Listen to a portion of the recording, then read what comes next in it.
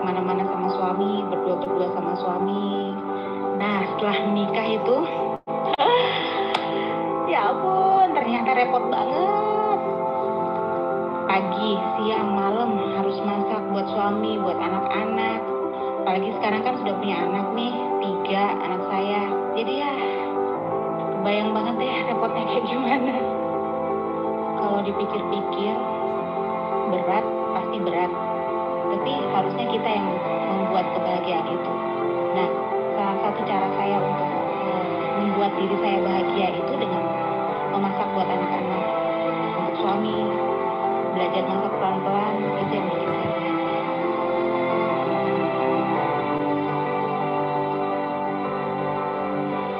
Nah, setelah terbiasa masak, saya jadi mikir nih, resep-resep favorit saya kok sayang ya kalau nggak disimpan. Bisa buat bekal anak-anak juga kan, nanti kalau mereka sudah dewasa, terus mereka pengen masak, mereka punya contekan resep ibunya.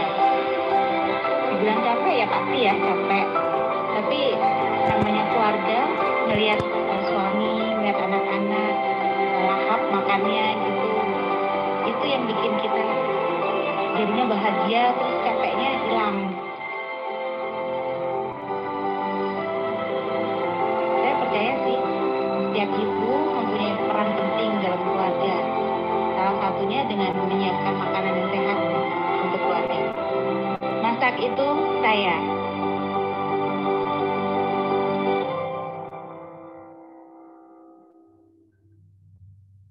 Pusing deh mikirin besok mau masak apa. Bosan masaknya itu mulu. Nanya anak dan suami pada request ini itu. Wah, gimana masaknya? Aku bisanya masak yang simpel aja. Aha, untung ada yang kenal aku sama Cookpad. Mau masak apa aja resepnya ada di sini. Mau yang mudah ada. Mau yang lebih rumit ada juga. Mau masak apapun, cari resepnya jadi Cookpad. Belakangan nanya anak dan suami mau dimasakin apa. Jawabnya terserah, apa aja. Jadi bingung lagi kan mau masak apa. Buka kulkas, lihat bahan, masih bingung. Habis kepikirannya bikin itu lagi. Aha, ternyata di Cookpad bisa tinggal ketik aku punya bahan apa aja. Dan tada, keluar deh ide masaknya. Mau masak apapun, cari resepnya jadi Cookpad.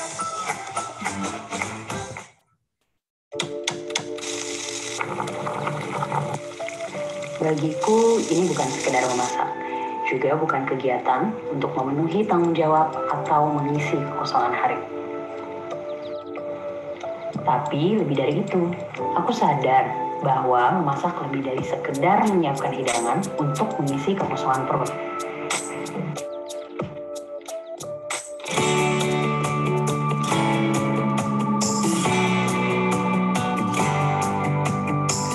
Bagiku, memasak adalah cara tulus dari diriku untuk membangkitkan sesuatu yang pudar pada orang-orang yang aku cintai.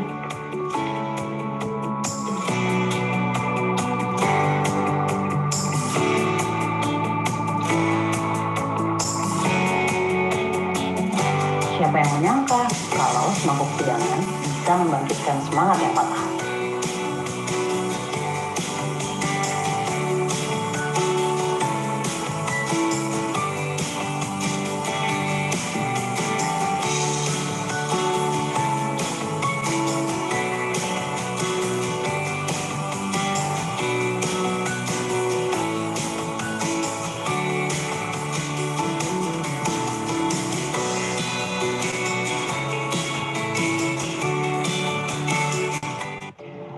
Aku tak menyangka semangkuk hidangan yang aku berikan ternyata tidak hanya membangkitkan semangat bagi mereka, tapi semangkuk hidangan juga mampu menyembuhkan. Menyembuhkan rasa putus asa menjadi rasa semangat yang baru, menyembuhkan tangisan menjadi senyuman, menyembuhkan ketakutan menjadi keberanian, dan menyembuhkan harapan yang patah menjadi harapan yang baru. Bersama denganku, maukah kamu ikut membagikan semangkuk hidanganmu untuk membangkitkan harapan mereka yang sedang patah?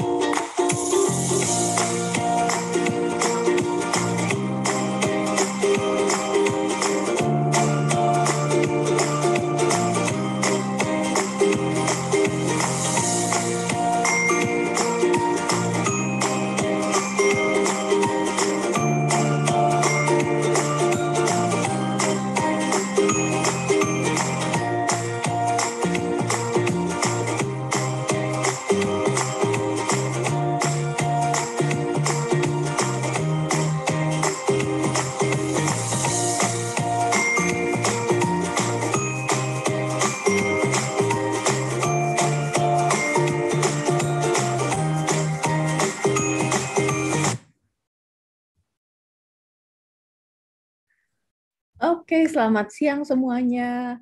Senang sekali nih kita bisa berkumpul pada siang hari ini di sini. Salam kenal, aku Olivia dari Cookpad Indonesia. Senang sekali bisa menyambut teman-teman, baik yang dari media maupun dari komunitas, di acara siang hari ini, di Jumat yang cerah ini, di Jakarta panas. Mungkin teman-teman di berbagai daerah yang siang hari ini hadir di sini juga merasakan hal serupa mungkin. Pada siang hari ini kita mau ngobrol-ngobrol bareng mengenai kampanye global Cookpad, yaitu masak setiap bagian. Mungkin sebagian di antara kita ada yang udah pernah dengar nih atau sudah pernah tahu dari tahun lalu, dan tahun ini akhirnya udah tiba lagi nih waktunya, karena kampanye ini tentunya juga tidak terlepas dari momen Hari Pangan Sedunia. Hari ini kita akan menyambut bersama kampanye ini, melaunching bersama, dan kita akan ada beberapa obrolan-obrolan yang menarik juga siang hari ini dengan beberapa narasumber yang sudah akan dihadirkan. Nah, buat teman-teman, siang hari ini kita akan mengawalinya dengan mendengarkan welcome speech dari CEO Cookpad Indonesia, Pak Sugianto. Silakan.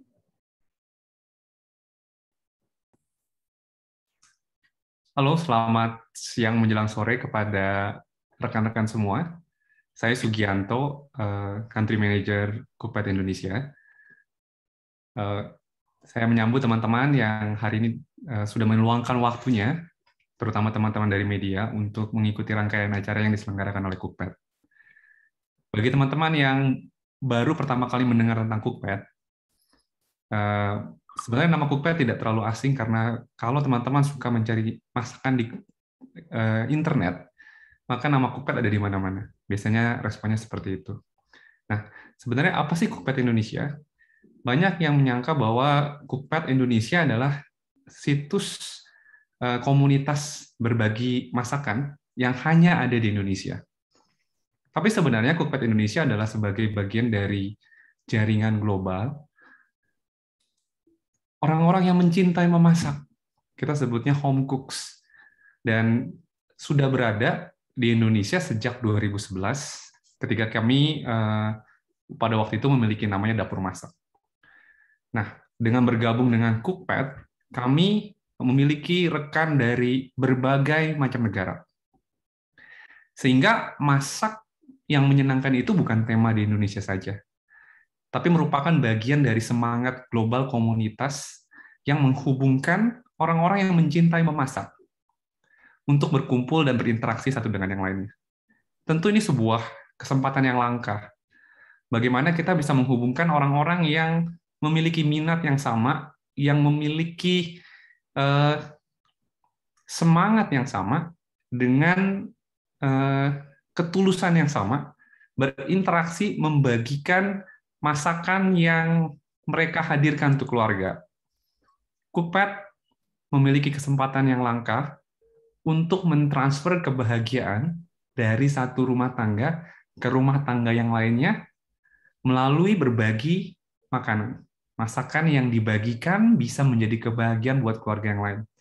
Nah, komunitas ini tidak hanya ada di Indonesia, tapi komunitas ini juga menjangkau berbagai bangsa dan negara di seluruh dunia untuk memberikan impact nilai yang bermanfaat ketika mereka membagikan inspirasi masak mereka, pengalaman, kreativitas, yang pada akhirnya membantu menyelesaikan masalah rumah tangga orang lain, misalnya melalui cooking tips. Nah, rangkaian acara hari ini merupakan bagian dari kerjasama, merupakan bagian dari semangat global agar kita bisa membawa dampak yang berarti. Kami mengambil tema masak setiap bagian. Karena kami percaya masak memiliki pengaruh penting bukan hanya sekadar kepada perut yang kenyang, tetapi masak bisa memberikan pengaruh penting kepada lingkungan, bisa memberikan pengaruh penting kepada kesehatan dunia, bukan hanya kesehatan yang ada pada diri kita masing-masing. Dan berbicara mengenai masak setiap bagian, maka kita bisa mengurangi sampah, kita juga bisa melihat bagian-bagian yang selama ini kita pikir tidak berarti, ternyata memiliki arti, yang pada akhirnya meningkatkan kualitas hidup kita. Masak berarti kita bertanggung jawab terhadap bahan yang kita olah. Nah, pada hari ini adalah hari yang spesial. Saya percaya kedatangan teman-teman media sangat penting untuk mendukung gerakan ini. Karena setiap gerakan yang baik, maka kami memerlukan rekan yang baik agar berita ini boleh menjadi semangat yang boleh menolong orang lain untuk mengerti pentingnya masak setiap bagian. Kami menggunakannya hashtag masak setiap bagian, dan kemudian mengimplementasikannya dalam masak keseharian. Mungkin terdengar sepele, tetapi dari satu rumah tangga yang misalnya menggunakan bawang putih seutuhnya tanpa membuang kulitnya, terlihat sepele. Tapi bayangkan bahwa ada berapa juta rumah tangga di Indonesia yang akhirnya menghasilkan berapa juta sampah. Padahal bagian itu pun bisa dimakan, bisa dimasak, bisa memiliki nutrisi tambahan. Nah, untuk mengakhiri kata pengantar saya harap teman-teman tidak bosan, karena setelah ini ada Malu Harkes dari Global Community Manager dari UK, kemudian ada rekan kami yang lain seperti Belantika Resi, dan tentu ada Aprina yang akan memandu acara ini.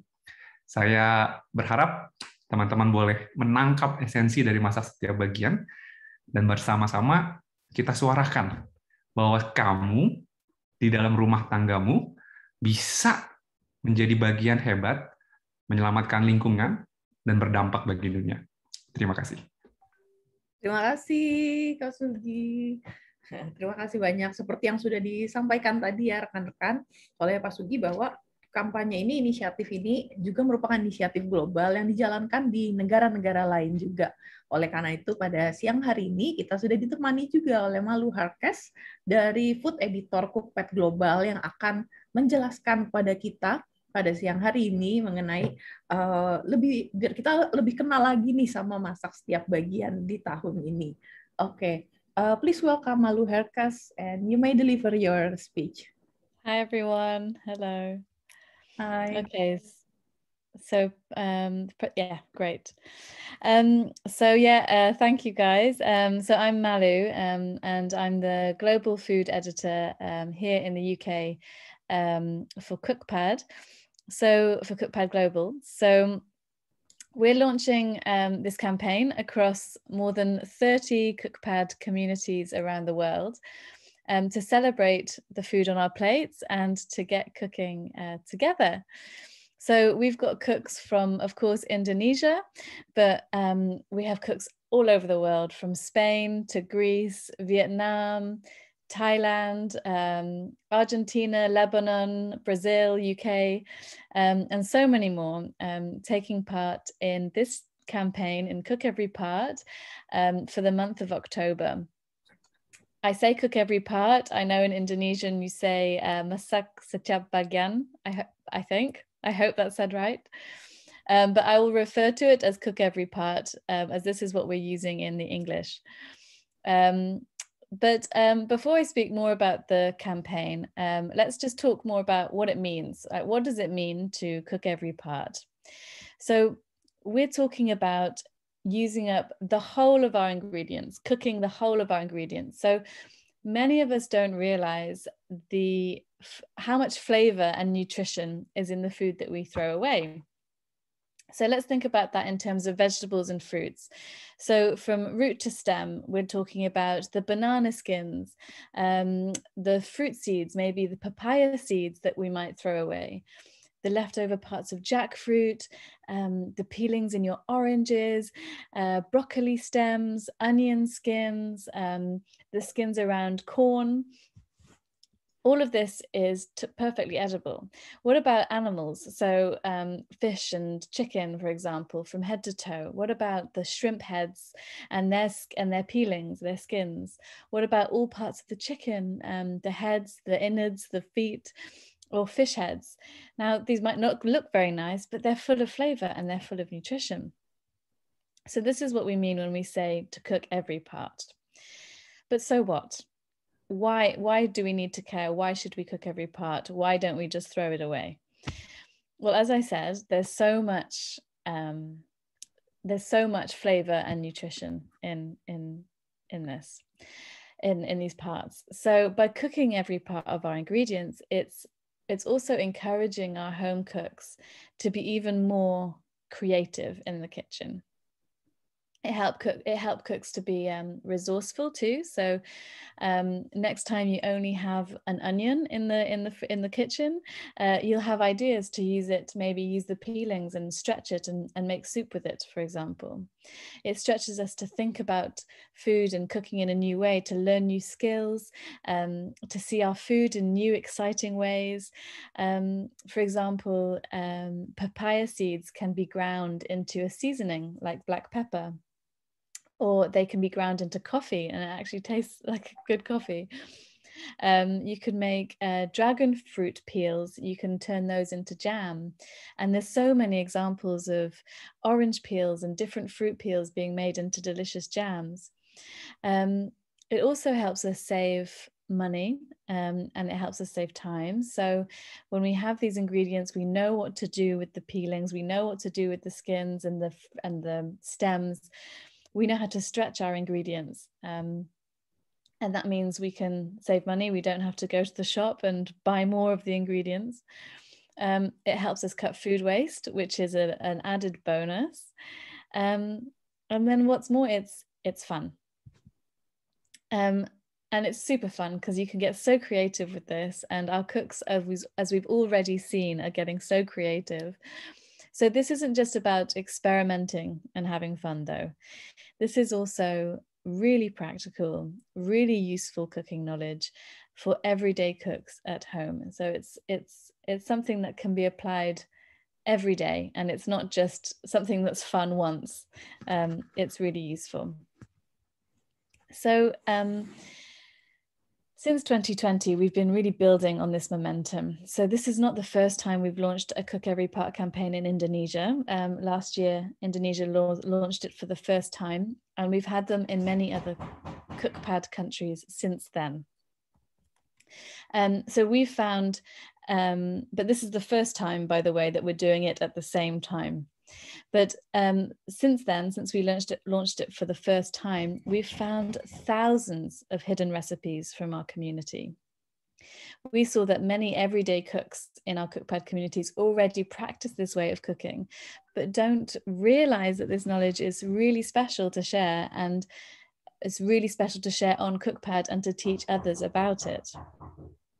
So by seeing the value in their knowledge and sharing their recipes on Cookpad, many other cooks are inspired to try out their own versions. And so these recipes, these skills, this knowledge is growing and growing exponentially. And the power of cooking every part of our ingredients is spreading, which is really exciting. So we've really found that we're building and building and building on momentum since 2020. So here are some examples from our community. Oh, I think the slides have gone. No, wait, no, not yet. That's for late. Oh, we can show this now. So here are some examples. Yeah, let's show this. So this is from everywhere in our Cookpad global community. These are people from all over the world taking part in this, and they created this video.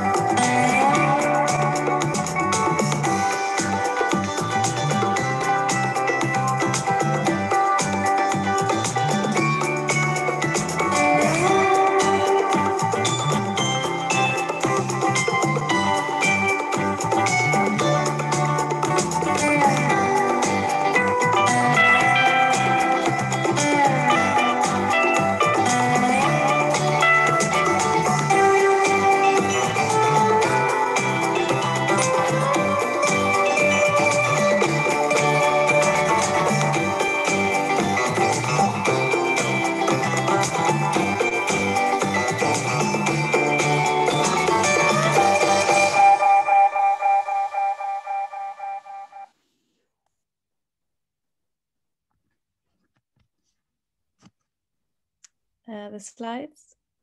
Thank you. And here are some more examples from the community. So as you just saw, this was people from all over the world taking part, and they created this video. We created this video together to show, and there are so many ways. But also here are some more examples. So these are from Indonesia specifically, and I love these. There's using pineapple skin to make tepache, which is this delicious fermented drink. We've got watermelon skins fried, and they're really, really tasty. I've tried them. We have deep fried potato and carrot skins to eat as a snack. So this is using the peelings. We have the shrimp heads that you can make into broth, which you can then use to make soup or stews or anything, curries, anything like this. We have jams made from dragon fruit peel, I mentioned before. These Hasselback potatoes, you don't peel the skin and you use them whole. Or crispy mango skin chips. And these are just some examples of how creative our cooks are getting with this. And it's just growing and growing since then. So this brings us to Cook Every Part for World Food Day 2021. And why are we launching this campaign now? Could you skip the slide, please? Thank you very much. So, every year, the UN launches World Food Day on the 16th of October, and it's one of the most celebrated days of the United Nations calendar. So for the first time, our Cookpad Global community is coming together at the same time to celebrate World Food Day through the month of October. And what better way to celebrate this day than by celebrating food, seeing its true potential, valuing and using all of it, and coming together to cook as a global community, which is what World Food Day is all about. And we're helping in this way and empowering our cooks to feel as though their small piece of knowledge is part of a much bigger puzzle, part of a much bigger, a bigger puzzle, which is really empowering and really exciting. So as you just saw in the video, these are people from Italy to Brazil to Indonesia to Malaysia, all coming together to cook every part. And we've got throughout this whole month of October, we have cooking workshops, Instagram lives, cooking initiatives, fun activities to get cooks celebrating and cooking every part together. Cooks are going to be collaborating to share videos and recipes with each other around the world, also on social media as well. And what's amazing is whether it's an orange peel recipe from Indonesia or a papaya seed recipe from Thailand, we can learn from each other. And we've got cross-country cooking workshops across continents where people are learning from each other, because the ethos and the way of cooking it can be applied even if you're using different ingredients. It's the same principle. So Cook Every Part isn't specific to one country or one culture or one language. It's universal, it's worldwide, and this is the power of our global community. Okay. So 2021 and beyond. So we aspire to make, here at Cookpad, we aspire to make Cook Every Part a normal way to cook for everyone.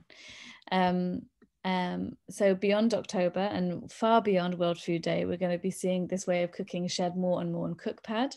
Since we launched it the first time 1 year ago, we've already seen it being shared and becoming more normal. And we want to make this more and more and more normalized way of cooking. So people are, not only are people sharing their ideas, but then other people are inspired to learn and try these recipes. And I think we can already see that this is growing and growing. So please stay tuned and expect more campaigns, initiatives, workshops, recipes, and plenty more of this into 2022 and beyond that. But for now, focusing on this year, I hope you take part as well and cook every part with us. Thank you. Thank you, Malu. Thank you for the insights and seperti yang tadi sudah disampaikan oleh Malu, teman-teman. Jadi inisiatif ini tahun ini sudah memasuki tahun keduanya dan juga kita jalankan bersama lebih dari 30 negara. Dan dengan melalui masak setiap bagian ini, bagian yang kita jadi disadarkan kalau bagian yang biasanya nggak kita konsumsi sebenarnya masih ada banyak nutrisi terkandung di dalamnya dan juga bisa memberikan cita rasa yang unik bagi kita. Nah, mungkin saat ini kita ada yang bertanya-tanya juga ya, ini bener nih bisa dimakan nih, aku takut mules nggak ya, gatel-gatel nggak ya, gitu. Nah, untuk menjawab pertanyaan-pertanyaan itu, atau mungkin concern-concern ini dari teman-teman, pada siang hari ini sudah ada bersama kita juga Mbak Resi Febriani dari PT Prodia Occupational Health Institute Internasional. Mbak Resi akan berbagi insight nih kepada kita mengenai pengujian keamanan bahan pangan yang kita konsumsi. Jadi kita bisa tahu nih, oh ini walau nggak biasa dimakan, tapi aman kok untuk dimakan. Nah, selanjutnya aku persilakan, monggo Mbak Resi untuk memaparkan materinya.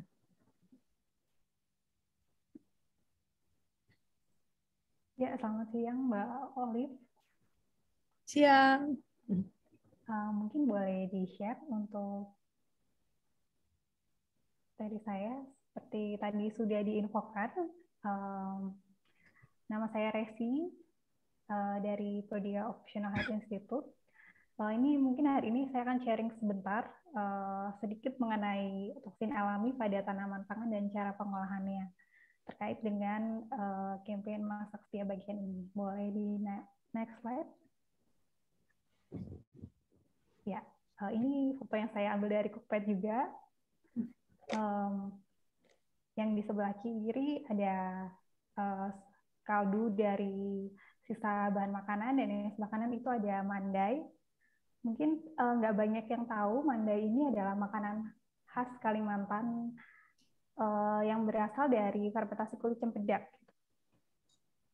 yang diproses selanjutnya dan nanti bisa dimasak dan diolah sedemikian rupa dan memiliki nilai gizi yang cukup baik. Nah, ini senang sekali. Sebenarnya Indonesia itu kaya akan sumber daya pangan dalam bentuk tanaman pangan, resep juga maupun cara pengolahan yang belum dieksplor lebih lanjut. Dan senang sekali ada campaign ini dari Cookpad, jadi terus serta mendokumentasikan khazanah budaya kuliner Nusantara dalam bentuk resepnya seperti itu. Next slide. Ya, untuk yang akan saya share hari ini diantaranya ada tanaman pangan itu apa, lalu toksin alami dan manfaat buat kita semua.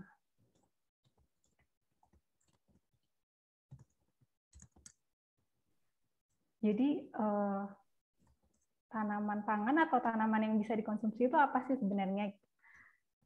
Bagaimana bisa menyebutkan tanaman ini bisa dikonsumsi atau tidak? Biasanya kita memilih dari 3 hal ini. Yang pertama, pasti memiliki nilai gizi dan manfaat buat tubuh kita. Biasanya dilihat dari karbohidrat dan protein yang cukup tinggi, yang berfungsi untuk tubuh kita, untuk sebagai sumber energi maupun memberikan fungsi, bisa membantu fungsi tubuh yang lain. Selain itu juga ada lemak, vitamin, mineral, lalu ada juga zat tambahan yang memiliki efek bagi kesehatan. Seperti contohnya kalau kita mengkonsumsi jahe atau kunyit dalam bentuk bumbu atau herbs gitu, selain memberikan rasa, bahan-bahan ini juga memiliki fungsi tambahan untuk tubuh kita, yaitu sebagai imunomodulator. Juga ada zat-zat lain seperti kurkumin yang memang berfungsi buat tubuh kita. Lalu yang kedua, selain memiliki nilai gizi, kita pastikan bahwa tanaman itu tidak beracun atau tidak menimbulkan efek buruk bagi kesehatan. Misalnya seperti kalau kita konsumsi bisa gatal, bisa muntah, diare, keracunan, atau juga ada fungsi yang bisa menghilangkan fungsi akal, seperti membius seperti itu. Lalu yang ketiga, pasti tanaman yang mudah kita temui atau mudah dibudidayakan, jadi tersedia dalam jumlah yang cukup banyak. Lalu dari campaign ini kan setiap bagian bisa dimasak setiap bagian. Jadi setiap bagiannya bisa difungsikan, digunakan untuk masakan seperti itu ya. Bagaimana bisa menilai ini bisa dimakan atau enggak ya? Nah, saya rangkum jadi beberapa poin yang biasanya tuh yang pertama tuh kebiasaan nenek moyang gitu. Mungkin ini masih jarang dieksplor gitu, tapi seperti yang saya sampaikan tadi, beberapa daerah tuh memang dimakan gitu. Seperti kulit cempedak, mungkin kalau di daerah lain itu jarang dikonsumsi, tapi untuk di daerah tertentu itu memang diproses, diolah, dan dijadikan bahan pangan seperti itu. Nah, hal ini mungkin bisa dieksplor lebih lanjut lagi, bisa mungkin terdengar aneh tapi bisa lebih dieksplor lagi sehingga bisa resep-resep yang belum ditemukan di tempat lain itu boleh bisa terdokumentasi dan bisa lebih dikenal banyak orang seperti itu. Lalu ada juga hal-hal yang harus kita pahami. Ada bagian-bagian tanaman itu yang beracun gitu. Terutama seperti yang bergetah gitu. Sebisa mungkin itu dihindari. Atau diolah dengan baik bagaimana caranya agar tidak menimbulkan efek buat tubuh. Selain bergetah mungkin ada seperti rasa pahit, atau aroma khas almond, atau memang yang menimbulkan reaksi alergi seperti gatal gitu. Jadi kadang ada daun-daun yang memang dipegang saja sudah menimbulkan reaksi alergi seperti itu. Selain itu kita juga bisa mencari tahu zat aktifnya gitu. Ada zat apa aja di dalam bagian tanaman itu, apakah itu baik atau menimbulkan efek yang lain. Bisa dicek, mungkin bisa di-googling di penelitian pangan atau yang lain-lain. Atau bisa juga dengan uji sederhana seperti dicoba di kulit, di pergelangan tangan, atau dioleskan di bibir.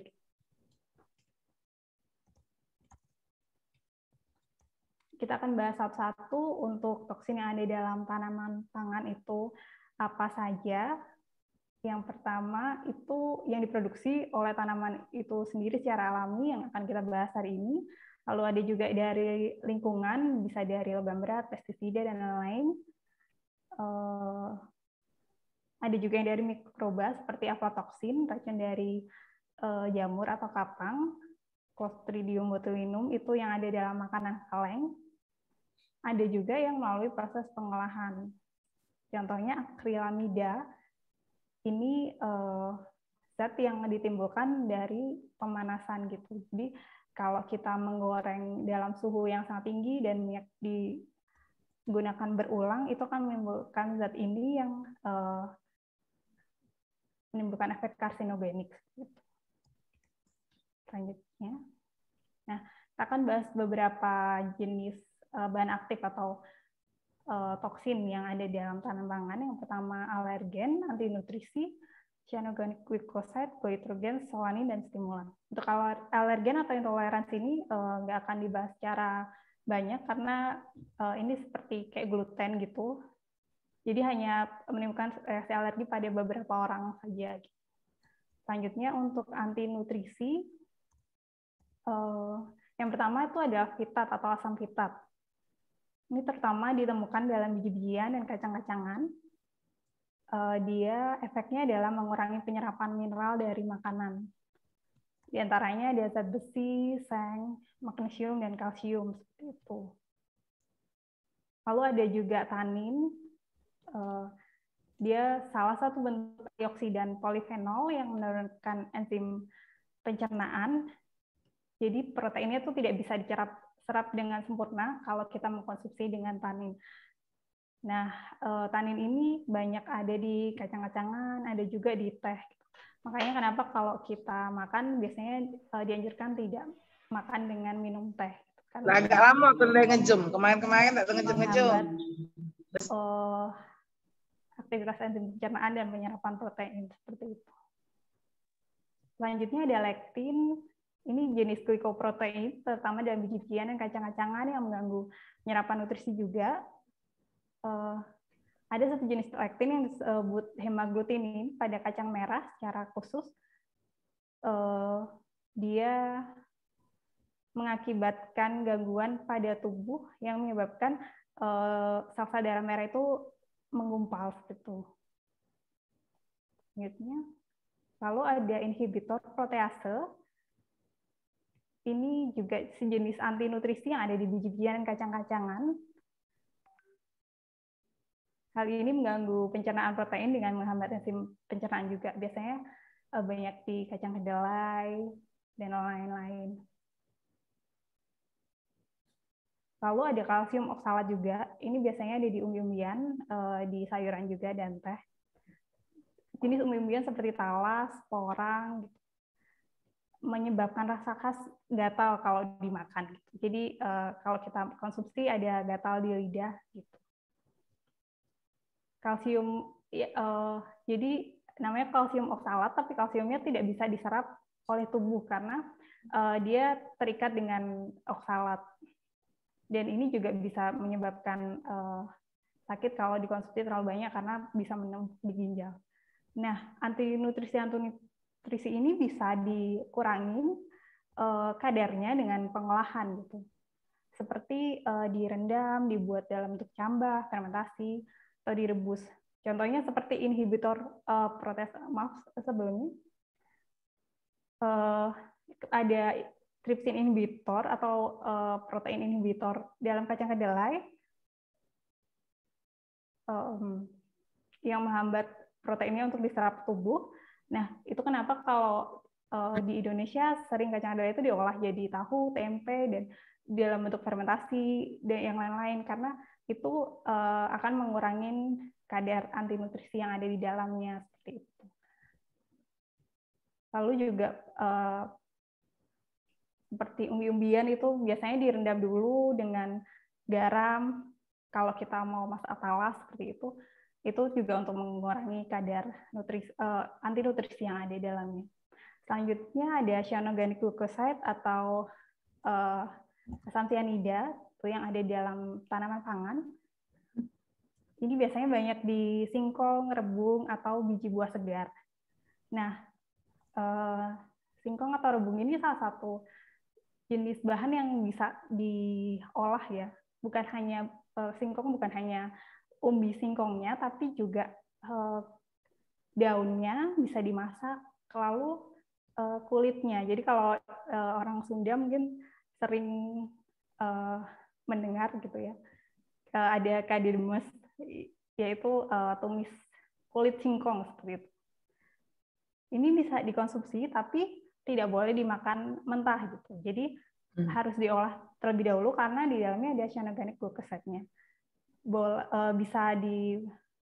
Itulah kenapa kalau di Indonesia banyak sekali olahan fermentasi dari singkong seperti peyem, tape, dan lain-lain.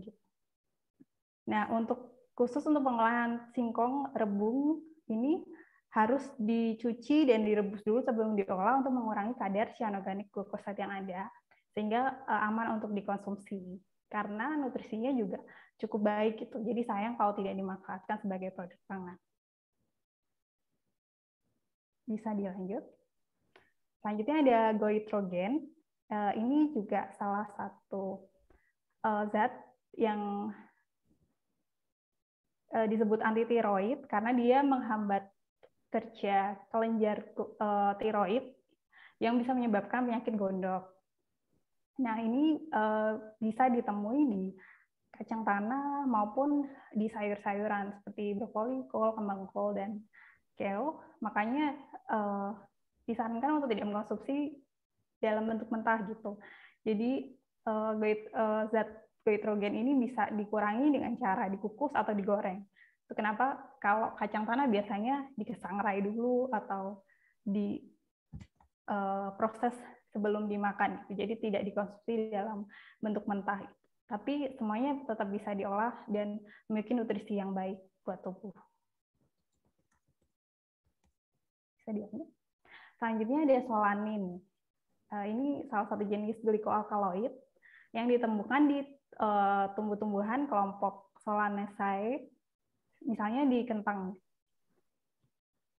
Sebenarnya ini tidak secara alami ada di tanaman saat dipetik gitu ya, tapi solanin ini akan timbul kalau penyimpanan kentang ini tidak dalam suhu dan ruangan yang tepat gitu.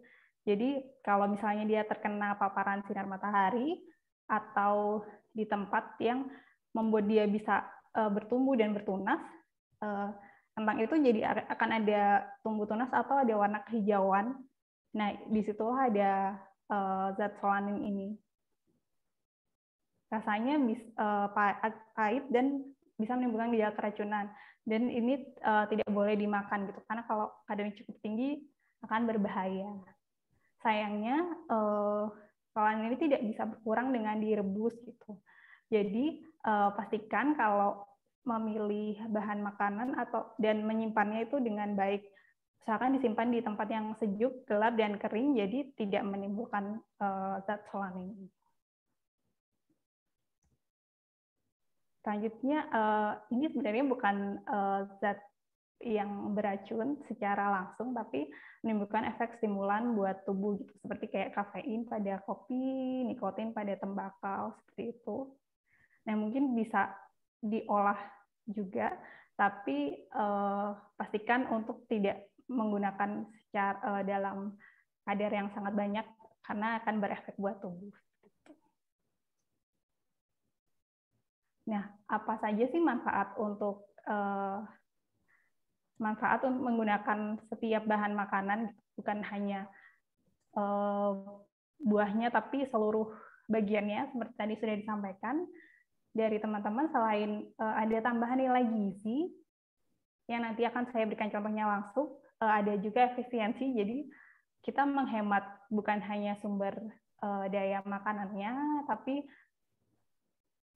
juga menghemat biaya karena akan memberikan tambahan nutrisi tanpa tambahan bahan gitu.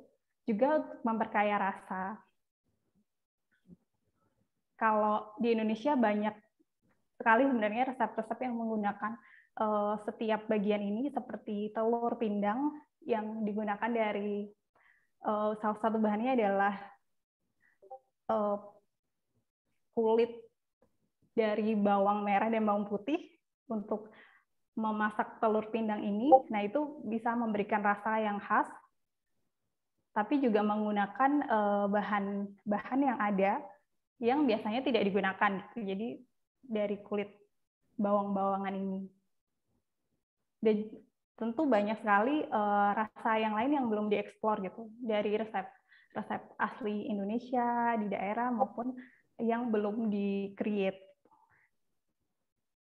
Selain itu ada dampak lingkungan juga, seperti tadi sudah disebutkan, sampah dapur atau sampah organik itu memberi salah satu penyumbang sampah terbesar di Indonesia.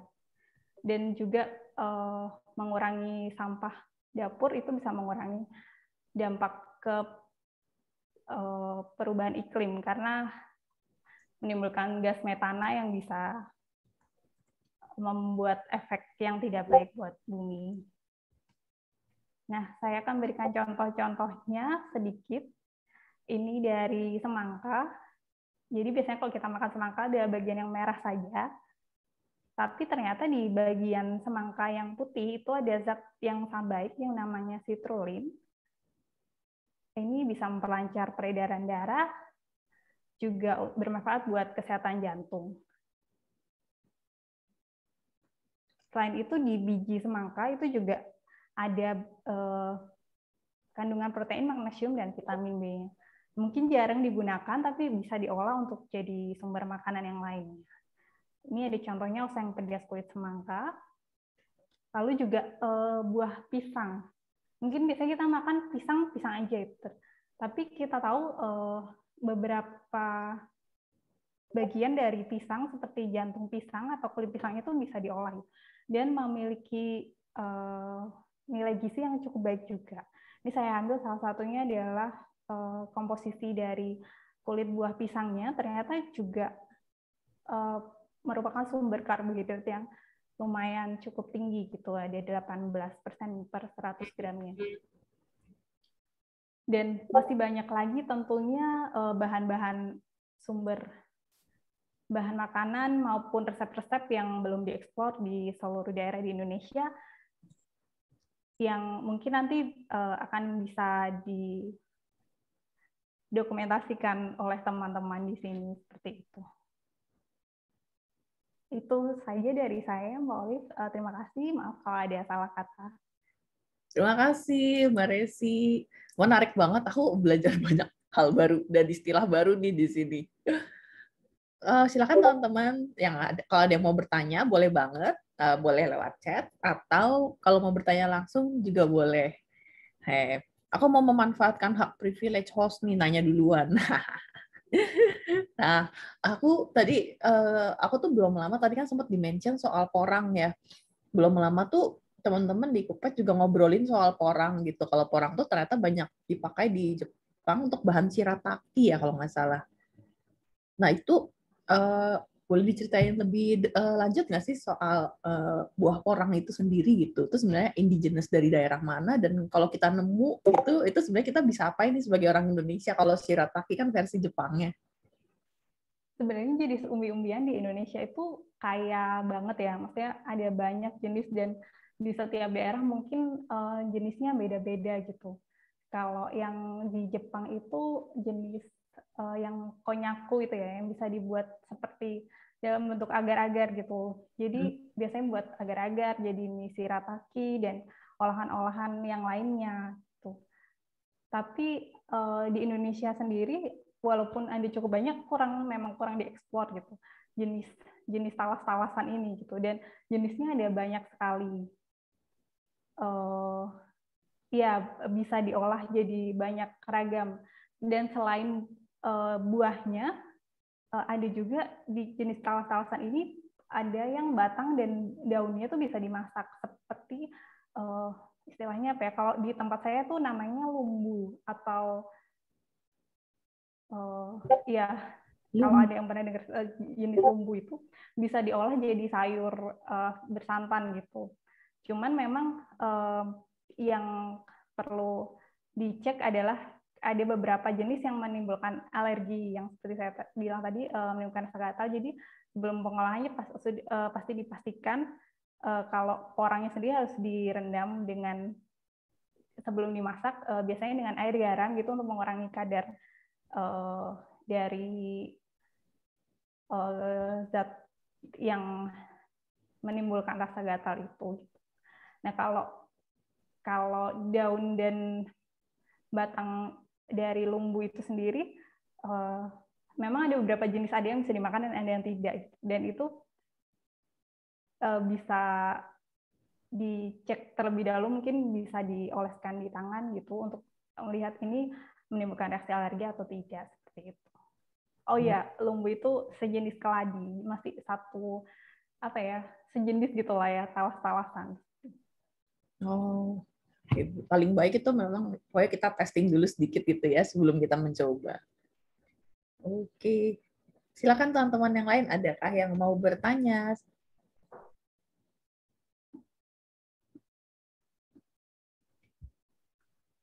Ya, Mbak Resi, kalau saya masak porang itu nanti jadi porang-poranda kalau saya.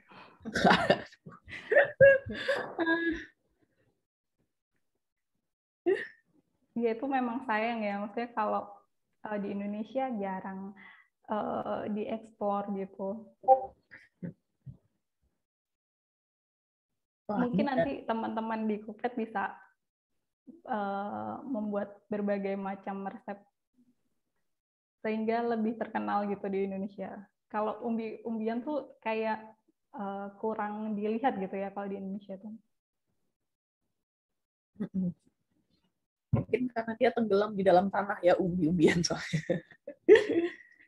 Ada satu pertanyaan nih dari Mbak Anissa. Ada pertanyaan untuk Mbak Resi, ada pertanyaan untuk Malu. Aku mungkin dari Mbak Resi dulu ya.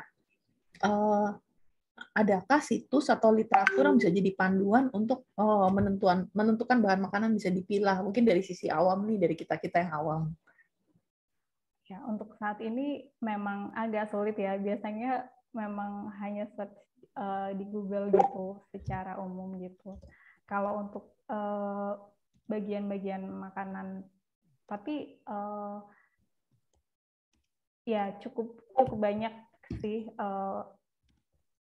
informasi yang kita bisa lihat, kan sekarang mudah ya dengan internet gitu.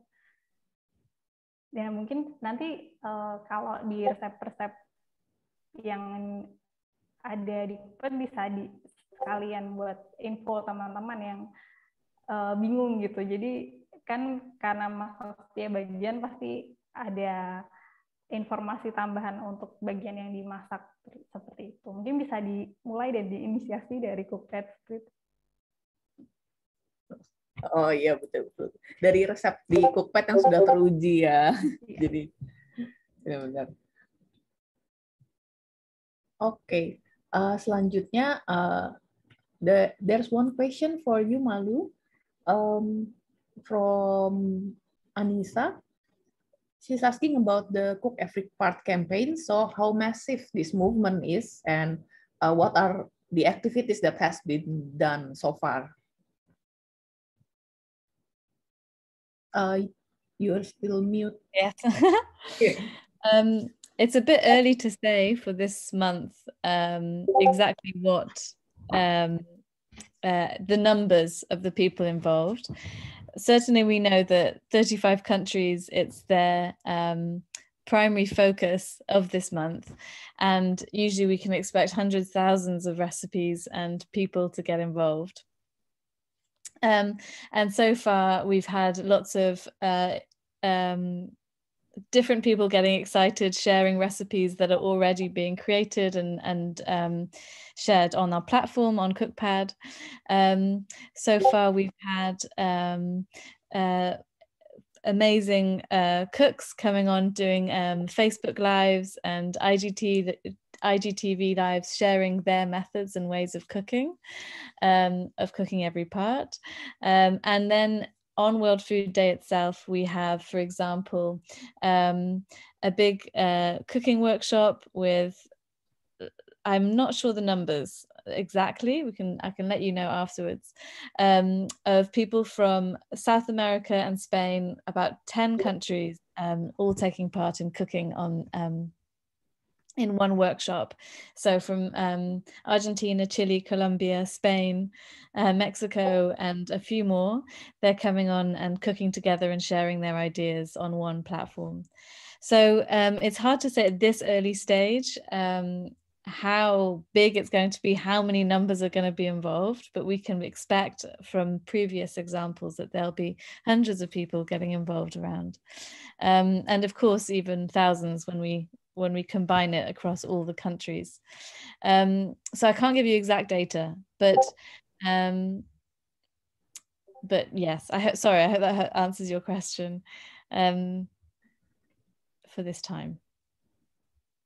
Okay, thank you Malu. I'll translate first. Jadi karena campaign ini dijalankan selama bulan Oktober dan saat ini kita masih di awal bulan di mana di momen kick off, jadi kita belum ada data persis tentang berapa resep yang sudah terkumpul, berapa author resep yang involved. Tapi nanti kita akan gather datanya dan publikasikan di akhir bulan setelah campaign ini selesai. Di global, di seluruh dunia, di lebih dari 30 negara di mana Cookpad hadir, itu ada kegiatannya masing-masing seperti FB, Facebook Live, IGTV, kemudian di Hari Pangan Sedunianya sendiri yang jatuh di tanggal 16 Oktober itu memang ada beberapa acara, dan yang salah satu yang cukup besar, kolaborasi yang cukup besar adalah kolaborasi antara 10 negara di satu cooking workshop, itu yang akan dilakukan secara global. Untuk mungkin aku tambahkan sedikit yang untuk di Indonesia sendiri rangkaian acaranya sudah bisa dibaca juga di press release. Kemudian Pak Sugi mau menambahkan sesuatu kah? Oh, mungkin aku ingin menambahkan yang pertanyaan pertama untuk Mbak Resi.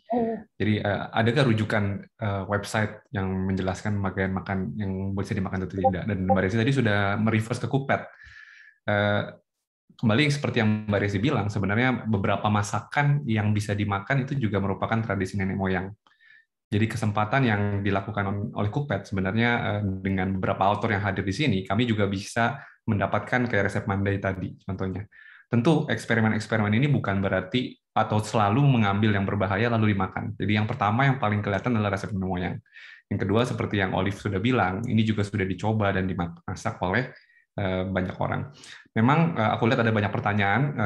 Cookpad kan ingin mengkampanyekan mengenai masak setiap bagian. Kenapa tema pertamanya itu justru bicara mengenai bahwa ada toksin di dalam beberapa makanan.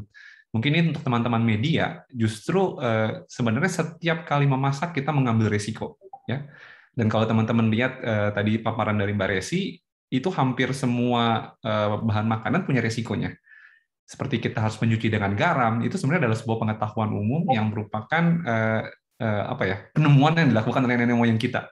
Bagaimana kita mengurangi suatu bahaya pada suatu makanan dan kemudian menikmati. Dan sama, ketika kita berbicara dapur punya banyak bahaya. Ya, baru-baru ini dapur saya hampir kebakar gitu ya karena kesalahan untuk memanaskan minyak. Ada resiko kena minyak dan seterusnya. Tapi di antara seluruh resiko yang ada itu, kami percaya ada begitu banyak kebijaksanaan lokal. Dan Cookpad merupakan salah satu tempat menemukan resep-resep yang merupakan menjadi kebijaksanaan lokal yang mungkin mulai dilupakan oleh generasi masa sekarang yang biasa menerima segala sesuatu yang instan, sudah dikupas, dan tinggal dimakan. Nah, kesempatan inilah yang ingin Cookpad hadirkan, bahwa masakan-masakan yang ada bisa dimakan. Ya. Dan dengan menggunakan kebijaksanaan lokal yang sudah ada. Tentu, saya tidak berkata bahwa Cookpad akan menyajikan seperti yang Mbak Resi sajikan ya dengan istilah-istilah kimia, biologi yang lebih dalam. Tentu bukan seperti itu. Tetapi di dalam hal terkait masakan, makanan, ada kebijaksanaan lokal dan memang itu tugas Cookpad untuk ngumpulinnya. Ya, jadi masak tidak pernah mengurangi risiko, tetapi ketika kita bisa mengerti risikonya, maka kita bisa banyak masak dengan jauh lebih bijak. Dan kami percaya melalui kegiatan ini, tadi ada pertanyaan, adakah beberapa rujukan yang lain? Tadi saya coba googling gitu ya, dari United Nations sendiri mengatakan 17% food waste itu terjadi, baik di restoran maupun di rumah tangga. Kalau kita bisa lebih bijak, saya percaya seperti yang tadi Mbak Resi sebutkan, kita bisa mengurangi gas emisi global, kita bahkan bisa menghindari saya punya bertemu dengan salah satu rekan saya, Pak Wisnu ya. Dia berkata, seringkali kita kelaparan di tengah lumbung pangan, karena kita tidak tahu bahwa hal-hal tersebut bisa kita olah. Nah, kebijaksanaan ini aku rasa akan bisa terjadi ketika kita membangun kesadaran, dan kedua, menempatkan orang-orang yang tepat, yang bisa sharing dengan bijak terhadap seluruh makanan yang bisa kita konsumsi. Oke, mungkin itu aja dari aku tambahannya, Mbak, untuk jawabannya Mbak Resi tadi. Terima kasih. Mari kita lanjut ke pertanyaan berikutnya dari Mas Fahmi Jawa Pos. Selamat siang, apakah ada standar pengolahan umbi-umbian untuk mengurangi toksinnya? Sebab beberapa jenis seperti gadun kalau pengolahan yang tidak tepat bisa membuat gatal saat dikonsumsi. Mungkin Mbak Resi boleh bantu menjawabnya? Ya, seperti saya infokan tadi, kalau jenis yang bikin gatal seperti ada kadar kalsium oksalatnya itu bisa dikurangi dengan perendaman dengan air garam gitu. Dan itu sudah banyak penelitiannya, mungkin kalau bisa dicek berapa persentase air garam, artinya garam dan airnya berapa persentasenya untuk yang cukup baik untuk mengurangi kadar zat-zat yang membuat alergi tadi gitu. Oke. Terima kasih Mbak Resi. Selanjutnya, ini berikutnya lanjut ke Mbak Resi lagi nih. Dari Ulil, dari liputan6.com. Izin bertanya ke Mbak Resi, Mbak, sebagaimana tadi disinggung, ada toksik dari lingkungan berupa pestisida. Dan ini salah satu yang bikin deg-degan ketika mengolah kulit buah. Ada tips supaya toksin ini tidak ikut terolah atau harus gimana mencucinya untuk kulit buah berarti ini, Mbak? Ya, pestisida ya, karena di Indonesia memang penggunaannya cukup tinggi gitu. Tapi yang kita tahu beberapa jenis pestisida itu jenis yang larut air gitu, jadi bisa hilang dengan cuci. Nah, kalau sekarang mungkin teman-teman juga udah pada tahu kalau yang sering masak gitu, bisa juga ditambahkan pada saat cucian selain dengan air garam gitu, dengan zat asam gitu. Jadi penambahan cuka atau cuka alami seperti cuka apel gitu juga membantu menghilangkan zat-zat yang menempel di kulit-kulit buah. Oke, cuka apel ya. Menarik sekali. Terima kasih. Pertanyaan berikutnya untuk for Malu. So, what are the challenges so far in campaigning this Cook Every Part challenge regarding the fact that Cookpad users has lots of resources, different backgrounds, and different cooking habits?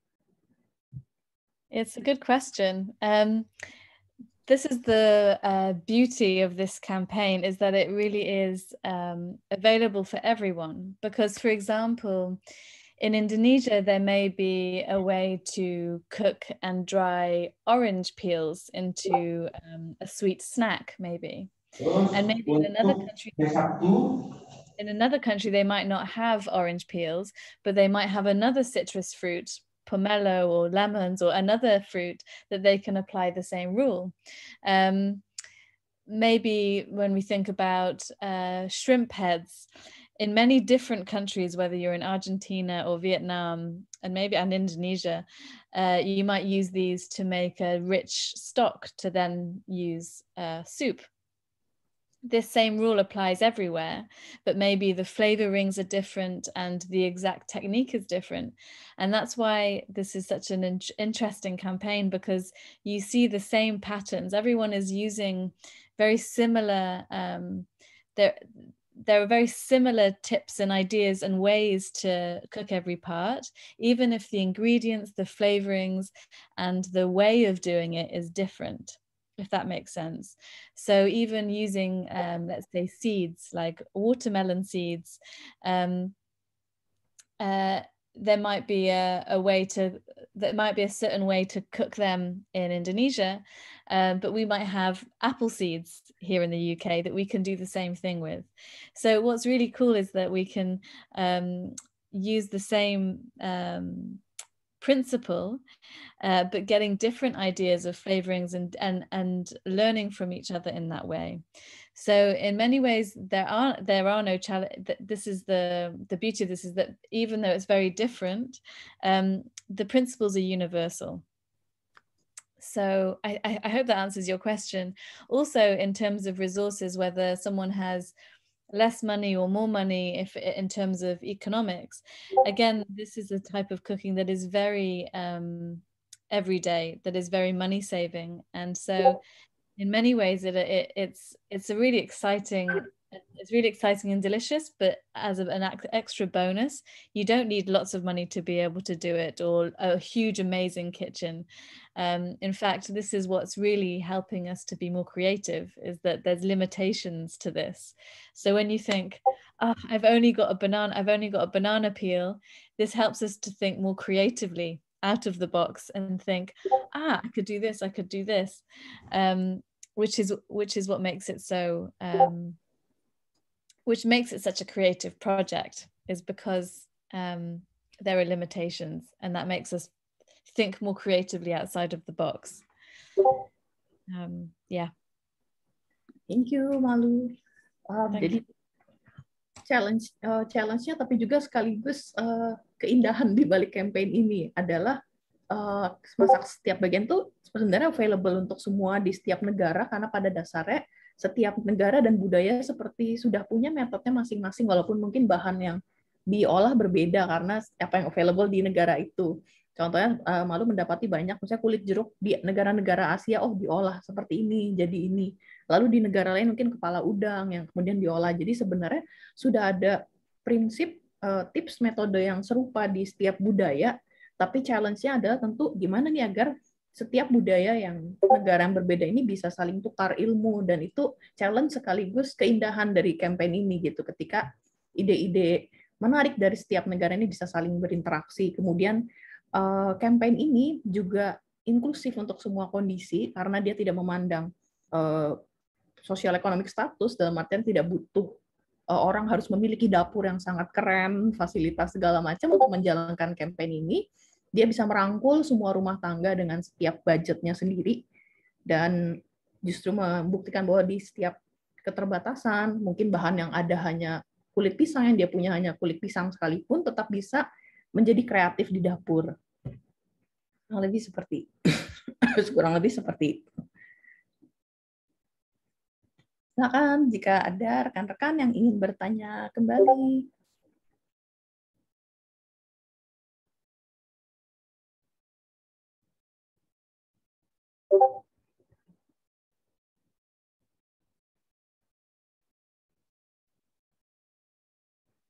apakah sudah terjawab semua? Sudah tidak ada yang bingung nih atau ada yang mau bertanya lagi kah?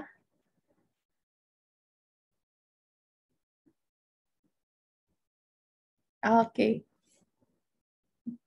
Dewi Kania, halo, mau bertanya, untuk manfaat dari kulit jeruk itu apa ya? Oh, mungkin ini aku boleh minta tolong Mbak Resi untuk bantu menjawabnya.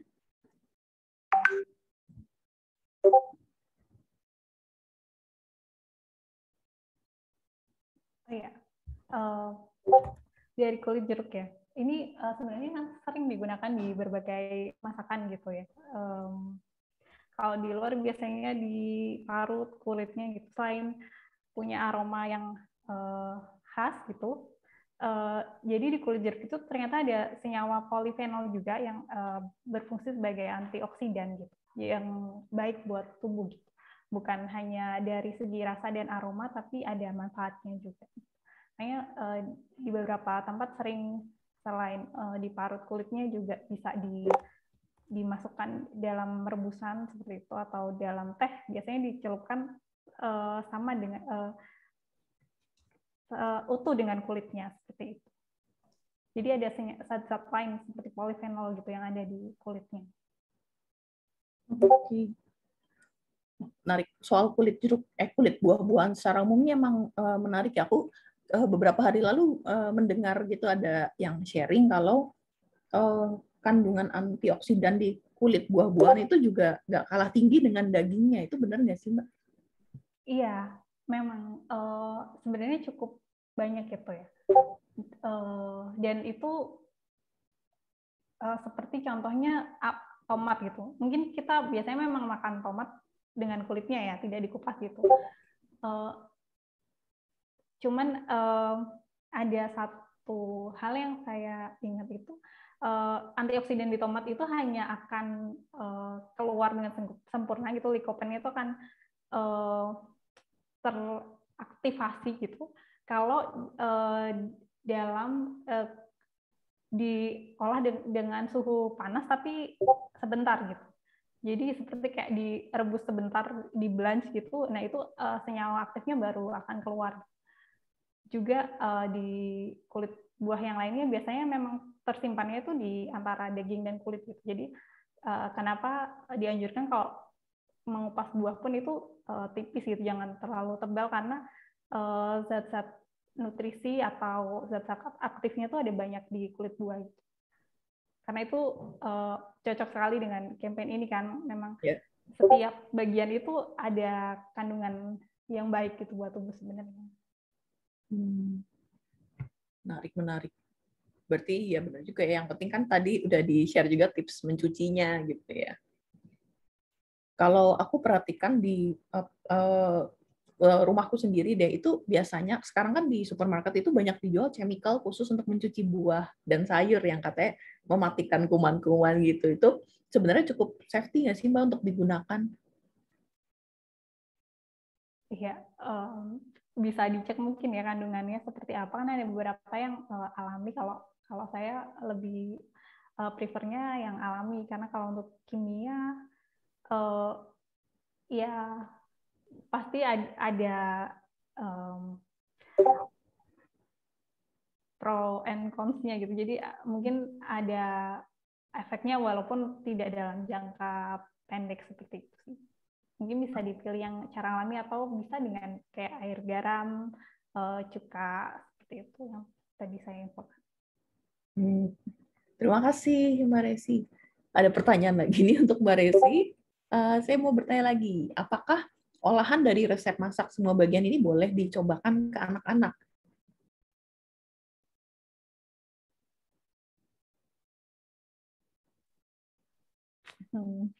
Ya, seperti saya infokan tadi, sebenarnya kita uji coba tuh nggak yang asal uji coba gitu ya, pasti udah cari tahu dulu. Misalnya memang biasa digunakan, maksudnya nenek moyang pernah menggunakan gitu, atau kita harus cari info dulu ada zat apa di dalamnya gitu. Jadi jangan asal semuanya dipakai gitu, nanti diuji coba gitu. Atau bisa dicek dicoba. Ada beberapa tips itu yang kayak tadi disebutkan, dioleskan atau dihancurkan lalu dioleskan ke kulit atau ke bibir, apakah menimbulkan reaksi alergi atau tidak, seperti itu. Nah, kalau saran saya sih jangan ke anak-anak ya, maksudnya karena mungkin berbeda. Kalau memang zat jenis makanan yang benar-benar baru yang belum pernah dimakan ke orang lain. Tapi kalau memang biasa, karena memang sudah dikonsumsi oleh nenek moyang gitu kan, sudah pernah gitu, sudah teruji lah itu, paling tidak sudah berapa persen sudah aman gitu. Oke, terima kasih Mbak Resi. Lanjut ke pertanyaan berikutnya. Saya mau tanya lagi, tadi ada beberapa tips-tips untuk menghilangkan zat racun yang direndam air garam, cuka. Selain 2 cara itu, ada cara alami lain nggak, Mbak? Ya, itu sebenarnya tergantung jenis zatnya, seperti yang saya infokan tadi gitu ya. Kalau cara pengolahan ini ada banyak hal yang dari khazanah budaya Indonesia sendiri yang bisa diekspor gitu. Selain dengan perendaman, dengan cara fermentasi itu juga bisa mengurangi zat-zat yang akan menimbulkan efek efek buruk ke tubuh gitu. Seperti itu kenapa kalau kacang-kacangan biasanya di Indonesia tuh kalau nggak difermentasi dibikin kecamba dulu, diolah kayak jadi tempe, tahu dan lain-lain, itu karena penyerapan proteinnya lebih baik pertama, yang kedua juga menghilangkan zat yang tidak diinginkan tadi. Jadi ada banyak cara pengolahan yang selain dengan perendaman juga direbus dulu sebelum digunakan, itu juga bisa mengurangi zat itu, tergantung jenisnya dan mau dimasak dalam bentuk apa gitu. Nah, ini juga yang saya ingin teman-teman di Cookpad itu bisa mengeksplor lagi cara pengolahan di tiap daerah gitu, yang mungkin belum dikenal banyak orang gitu. Seperti proses fermentasi yang sebenarnya kaya banget Indonesia kan cara pengolahan seperti itu gitu. Terima kasih Mbak Resi, berarti ada cara fermentasi juga tuh ya yang bisa kita coba. Baik, apakah ada lagi yang mau bertanya teman-teman? Silahkan.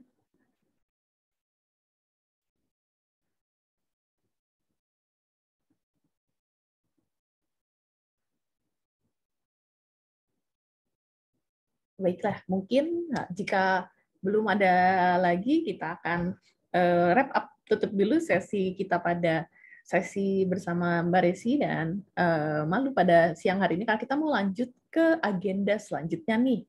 Jadi bersama kita juga tentunya sudah ada communication lead kita, Mbak Prina, yang selanjutnya akan menceritakan nih kepada kita mengenai program-program yang akan berlangsung di Cookpad Indonesia selama bulan ini, dan ada peri nih di antara kita saat ini yang akan diperkenalkan juga oleh Mbak Prina. Wah, ada sesosok peri. Siapa dia dan apa tugasnya? Kepada Mbak Prina, aku persilahkan. Oke, terima kasih banyak. Assalamualaikum warahmatullahi wabarakatuh. Salam sejahtera untuk kita semua. Halo teman-teman, apa kabar? Ayo, mohon kalau misalnya videonya bisa dibuka yuk. Aku pengen lihat wajah-wajahnya nih. Aduh, aku senang banget ya. Pokoknya acara hari ini tuh sebetulnya tuh harusnya santuy gitu ya. Harusnya lebih rileks, lebih menyenangkan. Karena kalau memasak itu tidak ada yang stres. Kalau masak itu harus happy-happy gitu. Jadi di kita itu teman-teman kalau misalnya melihat teman-teman Cookpad itu kok kayaknya senyum-senyum terus gitu, terus kayaknya happy-happy terus, karena kita setiap hari melihat berbagai macam koleksi resep yang dibagikan oleh teman-teman pengguna Cookpad itu menceritakan hal-hal yang bagus-bagus gitu ya. Jadi banyak banget dampak yang sudah mereka terima dari mereka memasak itu, dan kita membacanya dengan bahagia gitu loh. Jadi sudah seharusnya hari ini kita juga ikut berbahagia. Ayo senyumnya mana semua? Baik ya. Terima kasih banyak. Oke, aku mau say hi dulu buat ada teman lama aku. Halo Kak Eva. Kak Eva dari Medan. Long time no see ya, kita udah lama nggak ketemu banget. Terus juga ada Mbak Fahmi dari Jawa Pos. Halo Mbak Fahmi, sorry tadi disebutnya Mas Fahmi, terus sebetulnya ini perempuan. Maaf ya Mbak. Sorry. Terus juga ada Mas Wahyu. Halo Mas Wahyu, kita di Jakarta tapi udah jarang banget ketemu juga ya. Terakhir kita ketemu sebelum kita lockdown di tahun lalu ya, kalau nggak salah 2020 ya. Pada saat kita ada acara waktu itu Hari Kanker Anak Nasional. Nah itu terakhir kita ketemu sama Mas Wahyu. Terus juga halo, salam kenal buat Mbak Kamelia dari Bangka Pos. Hai. Halo. Terus juga ada Mbak Dila. Mbak Dila tadi udah nelfon aku, udah aman ya Mbak? Udah di cross check. Jadi kita punya rahasia nih ceritanya. Oke, jadi hari ini terima kasih banyak teman-teman sudah meluangkan waktu untuk bertemu kita, bersilaturahmi, dan semoga ini adalah awal yang baik untuk kita menjalin hubungan dan juga kita bisa menjadi sahabat, menjadi sobat Cookpad semuanya. Sore ini saya kebagian tugas untuk menjelaskan kira-kira dalam masak setiap bagian ini Cookpad Indonesia itu ngapain aja sih gitu. Terus juga tadi disebut ada peri dapur. Nah, peri-peri ini tuh siapa dan tugas mereka apa gitu, dan apakah mereka benar peri ya kan? Kita punya 7 orang yang sudah terpilih menjadi ambasador ya, kalau kita sebut nama kerennya gitu kan, yang akan menjadi perwakilan Cookpad untuk menyebarkan informasi baik ini mengenai masak setiap bagian. Nah, teman-teman ini datang dari berbagai macam daerah. Aku mau kenalin dulu ya. Ada Mbak Avita dari Tangerang, ada Mbak Eci. Mbak Eci itu nama panggilannya ya, kalau nama aslinya itu Desri Ayu dari Bandung. Ada Mbak Farha, halo Mbak Farha dari Jakarta. Lalu ada Mbak Uci Mandasari dari Palembang. Lalu ada Mbak Faye dari Kalimantan. Nah, tadi kalau misalnya cerita tentang bahan-bahan unik yang dari Kalimantan, nah Mbak Faye ini jagoannya nih Mbak Resi nih. Terus juga ada Mbak En dari Sumatera Barat dan Mbak Nurul dari Bandung. Nah, 7 orang tersebut adalah perwakilan dari peri dapur yang akan membantu kita untuk menyebarkan, untuk mengajak, dan juga mereka yang akan memotivasi, memberikan inspirasi juga tentang masak setiap bagian. Oke, aku mau share presentasi untuk kegiatan yang akan diadakan di Cookpad. Oke, untuk masak setiap bagian ini akan dimulai di tanggal 11 sampai 24 Oktober, dan memang kita sebetulnya Cookpad Indonesia ini sudah menjalankan masak setiap bagian tahun pertamanya itu di tahun lalu ya, di 2020 sekitar akhir tahun, tapi memang kita tidak membuat ini menjadi besar karena itu semacam pilot project ya. Dan ternyata hal itu membawa impact yang baik, tidak hanya di Indonesia, tapi waktu itu juga ada 3 negara lain di global yang turut serta. Ternyata setelah dievaluasi, masak setiap bagian ini memang sangat bermanfaat oleh karena itu pada tahun ini Malu dan bersama tim di global akhirnya menginisiasi kembali masak setiap bagian, dan 30 negara, lebih dari 30 negara ya sepertinya, bergabung bersama-sama untuk kita meningkatkan, untuk mengajak dan meningkatkan kesadaran mungkin ya, create awareness tentang pentingnya memanfaatkan seluruh dari bagian yang kita masak, bahan-bahan yang kita masak gitu. Nah, sebenarnya tujuannya adalah kita yang pertama tadi sudah ada ya, tujuan dan manfaat mungkin ya. Kalau dari Malu tadi ada beberapa poin, dari Mbak Resi juga ada beberapa poin tentang manfaatnya, dan ternyata kalau saya perhatikan itu akur keduanya. Jadi memang selain untuk meningkatkan kualitas hidup, sampah bekas sisa-sisa masakan itu, bahan-bahan yang kita gunakan itu bisa jauh berkurang.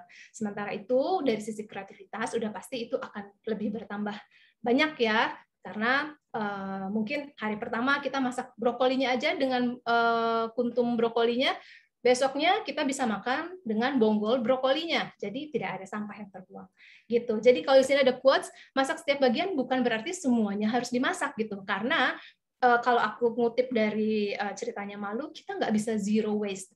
gitu ya. Itu sangat tidak mungkin sih sebetulnya untuk saat ini.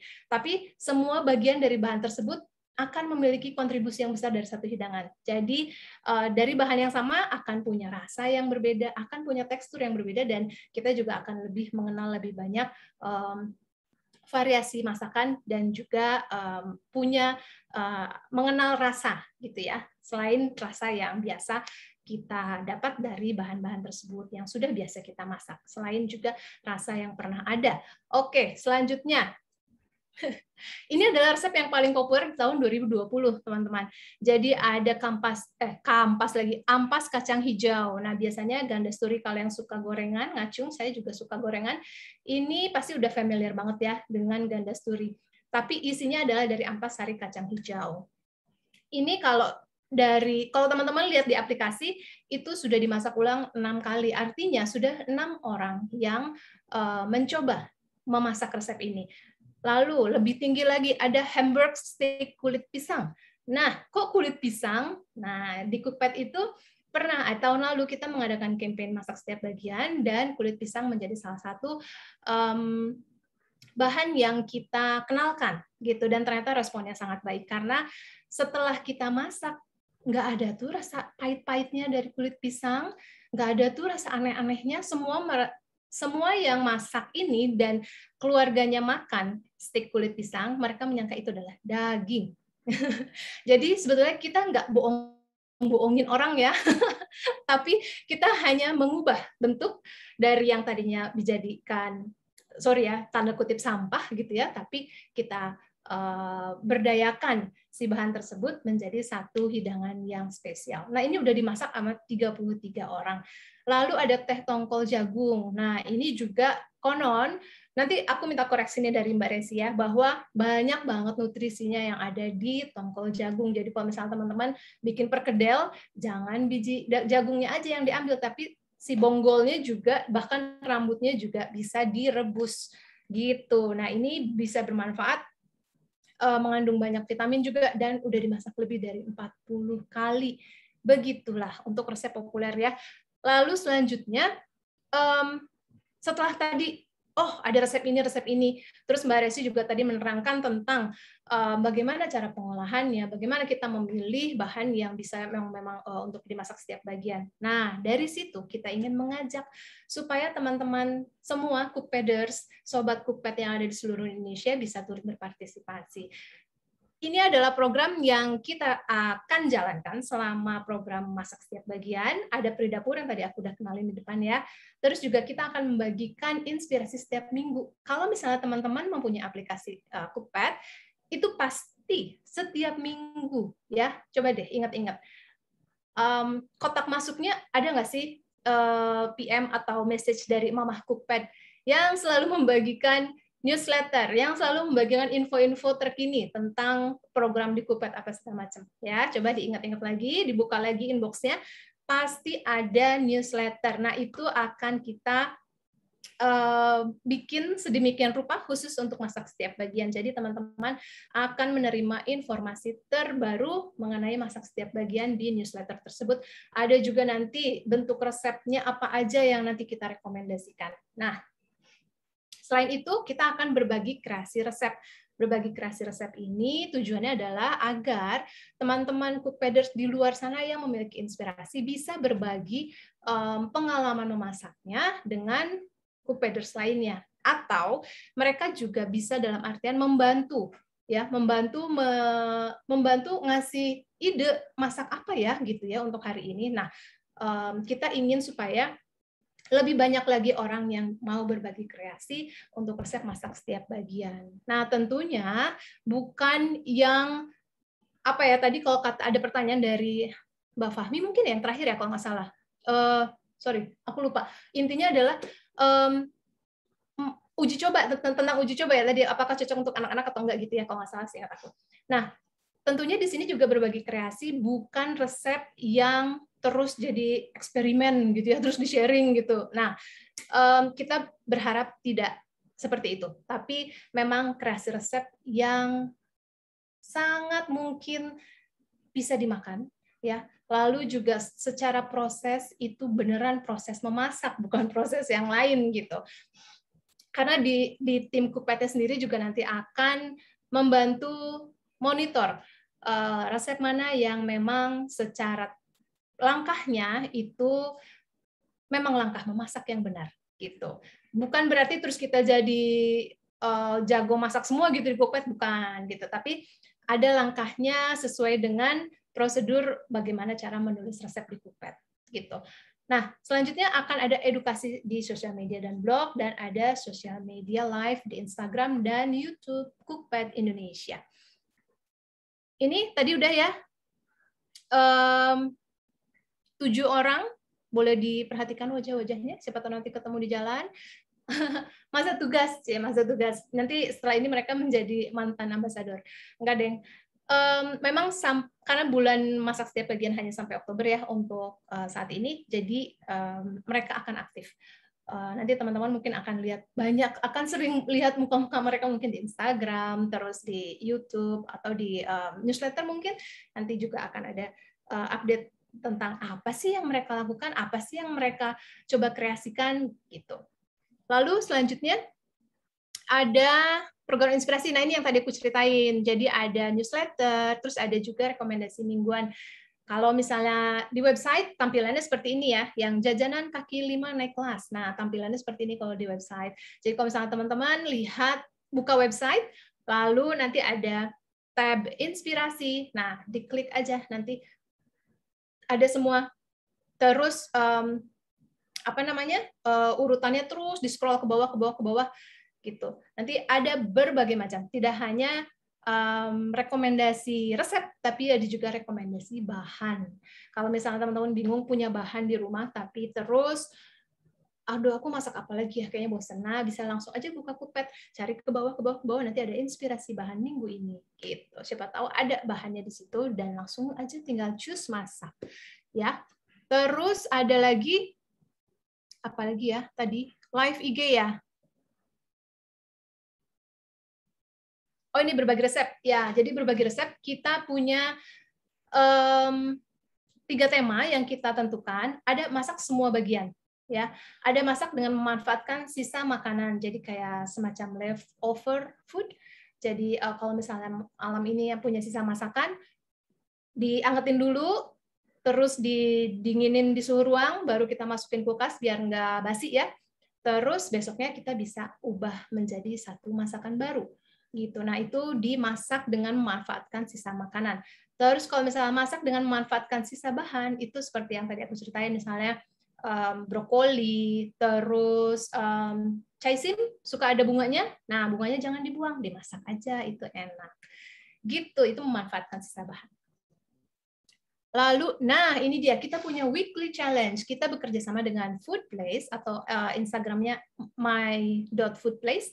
Itu akan ada weekly challenge selama bulan Oktober sampai Desember. Ini programnya agak lama nih. Jadi update-nya selanjutnya akan tayang minggu depan. Jadi mohon minggu depan ya, bener ya. Jadi nanti bisa dicek di masing-masing Instagram kita, di Cookpad maupun di My Food Place. Dengan temanya tetap masak setiap bagian. Terus ada lagi edukasi sosial media dan blog. Kalau misalnya teman-teman lihat di Instagram Cookpad Indonesia, itu setiap program yang kita jalani itu akan kita siarkan dan akan kita kita mencoba untuk mengajak juga para pengguna di luar sana untuk mengerti dengan apa sih yang dilakukan Cookpad gitu. Tidak hanya kita mempamerkan atau kita memposting resep-resep yang dibagikan di Cookpad, tapi juga kita ingin membagikan informasi yang terkait dengan program tersebut. Jadi kalau misalnya teman-teman pernah terima PM atau di kotak masuknya ada message, itu kadang kita juga membagikan blog, terus juga ada kalau di Instagram dan Twitter itu ada edukasi-edukasi juga, dan ada juga kadang-kadang kita bikin tantangan nih yang melibatkan para komunitas gitu. Jadi kita ada di 10 kota di Indonesia kurang lebih, nanti mereka akan kita ajak untuk bikin tantangan gitu. Nah, ini biasanya yang seru-serunya di sini sih. Selanjutnya yang terakhir mungkin ini ya, sosial media. Jadi tadi udah ada yang bertanya sama aku juga sih, udah banyak sebenarnya nanya sama aku, hari ini ada cooking demo nggak sih? Nah, cooking demonya kita pindahin waktunya ya, ibu-ibu. Kalau hari ini mah kelamaan. Jadi, cooking demonya akan ada di 15 Oktober dan 22 Oktober. Ya, dicatat, dimasukin agenda sekarang di kalender. Jangan lupa, karena yang 15 Oktober ini spesial banget. Kita akan mengundang community manager dari Malaysia dan Thailand yang akan berbagi masak setiap bagian yang biasanya mereka masak di sana. Jangan-jangan bahannya juga sama aja kayak di Indonesia gitu. Nah, kita bakal sharing bahan-bahan apa aja sih yang dipakai di Indonesia atau Malaysia tuh, kalian pakai apa sih di Thailand, kalian biasanya dimasak apa sih? Siapa tahu ada bahan itu di sini. Nah, kita kan bisa nyontek gitu ya. Kita bisa berbagi, saling cross check aja. Terus juga tanggal 22 itu sulap satu bahan menjadi banyak hidangan. Ini juga nanti akan mendemonstrasikan kira-kira masakan apa sih yang bisa kita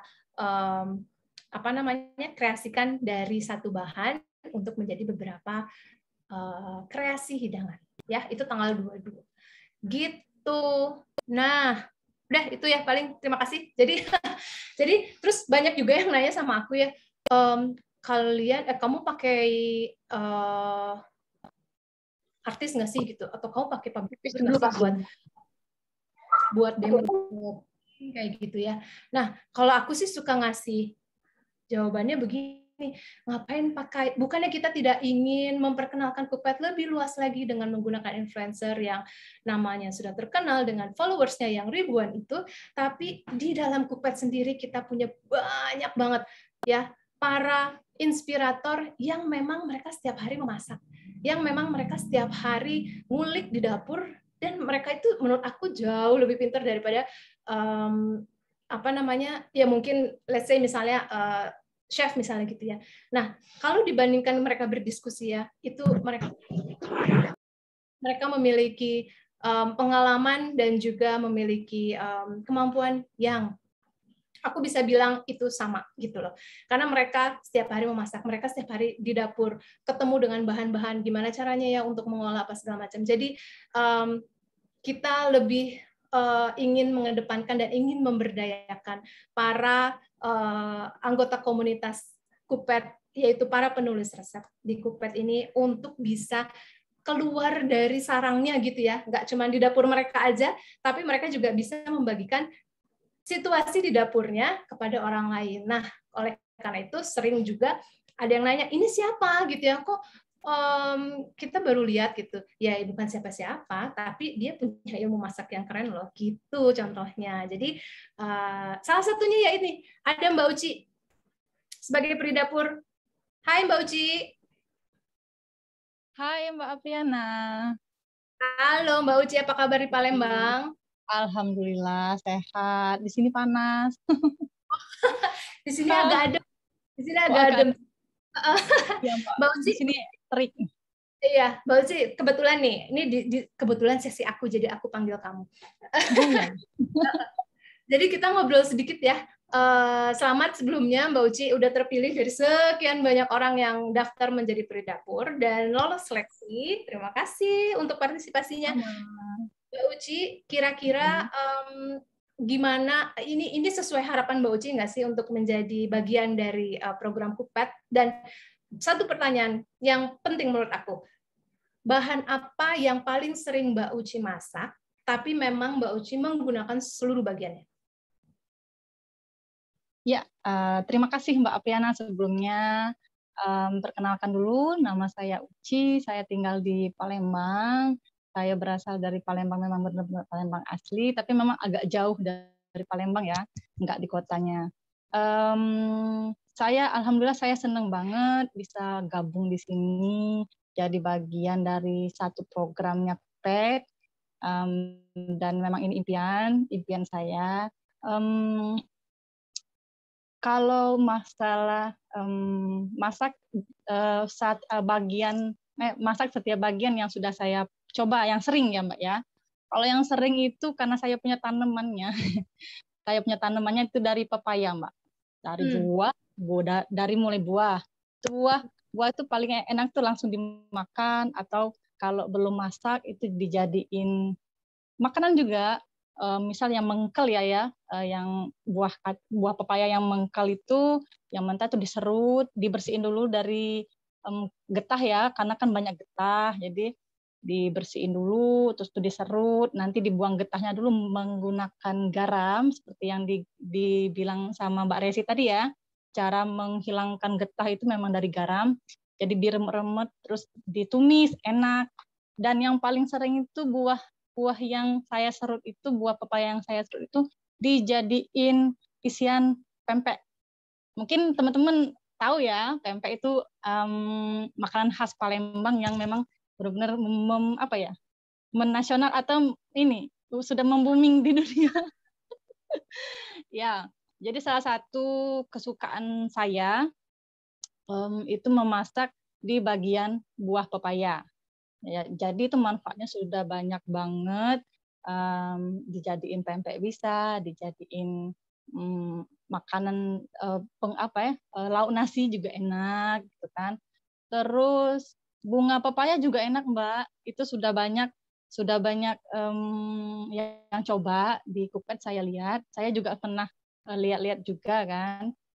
Saya sering masak itu. Dan dibuang rasa pahitnya, kayak dibilang sama Mbak Resi tadi kan, kalau ada rasa pahit dari makanan itu kan berarti mengandung toksin ya. Jadi menggunakan garam juga boleh, bisa juga saya menggunakan asam Jawa yang direbus bareng dengan si bunga pepaya tadi.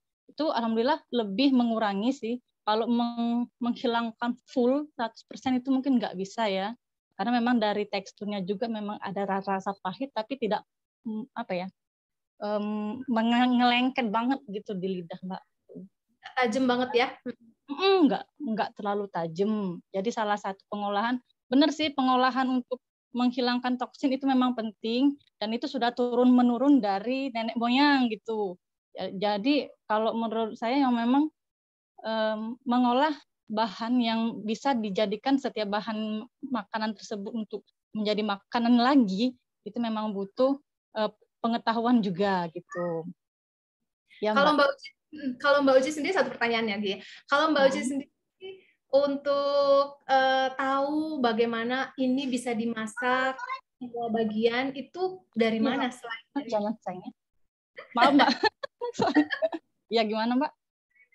Iya, belajar dari mana Mbak Uci? Masak tadi ya? Ya, itu sebenarnya resep dari ya seperti yang saya bilang tadi, itu resep dari turun-temurun dari mama, karena saya memang kebanyakan belajar masak itu dari mama. Saya dari kecil tuh memang hobi masak. Jadi walaupun cuma mengocek bawang, ngupas bawang gitu kan, sudah saya lakoni dari kecil. Jadi sewaktu saya menikah dan pindah bersama suami itu sudah terbiasa dengan dapur gitu Mbak. Ya, gitu. Jadi resepnya memang dari turun-temurun, ajaran dari orang tua gitu. Kalau saya uji coba ya, enggak, saya enggak uji coba.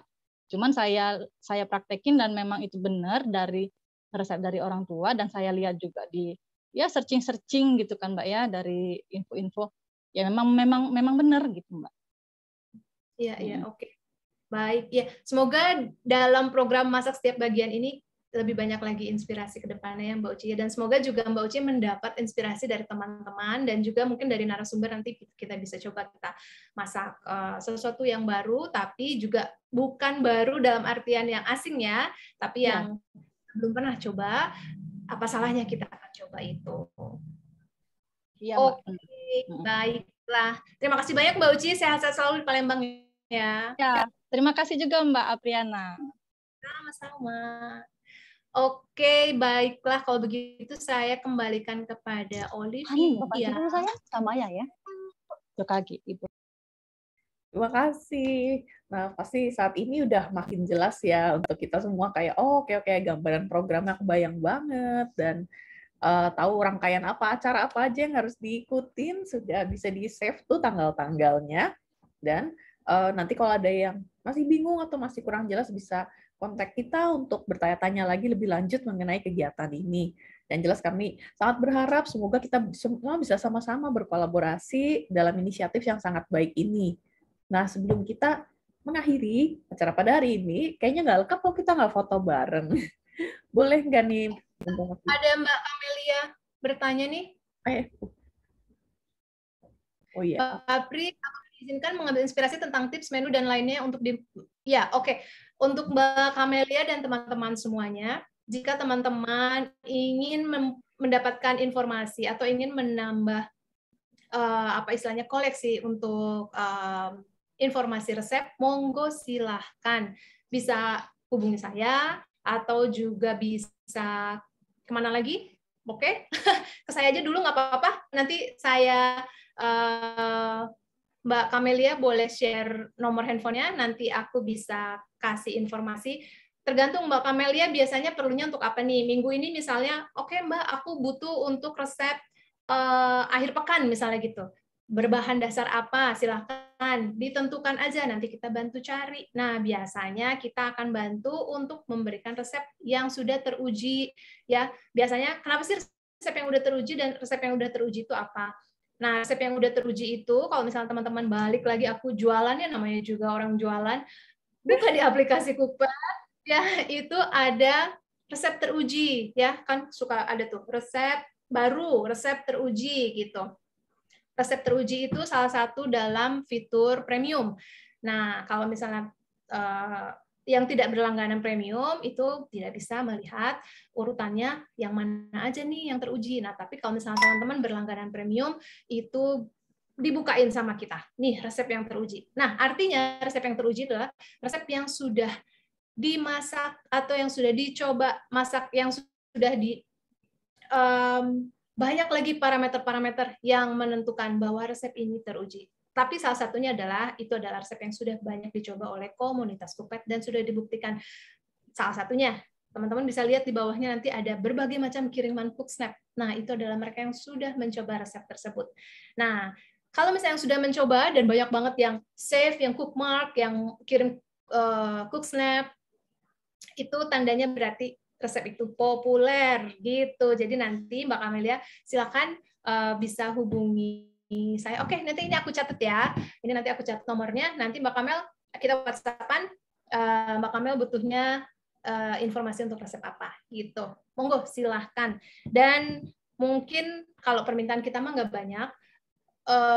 Kalau misalnya mendapat resep dari Cookpad, mungkin bisa berbaik hati untuk menuliskan sumber resep atau pemilik resepnya siapa gitu ya. Biasanya kan suka ada ya namanya, nama akunnya apa, terus ada ID-nya misalnya siapa gitu.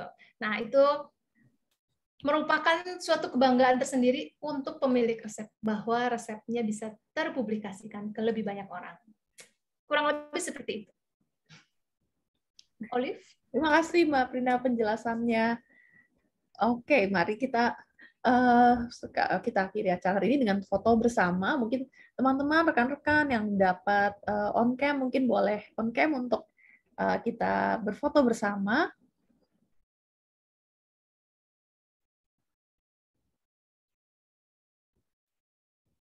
Oke. Sudah mulai muncul wajah-wajah segar di hari Jumat ini yang sudah semangat menyambut Sabtu. Oke.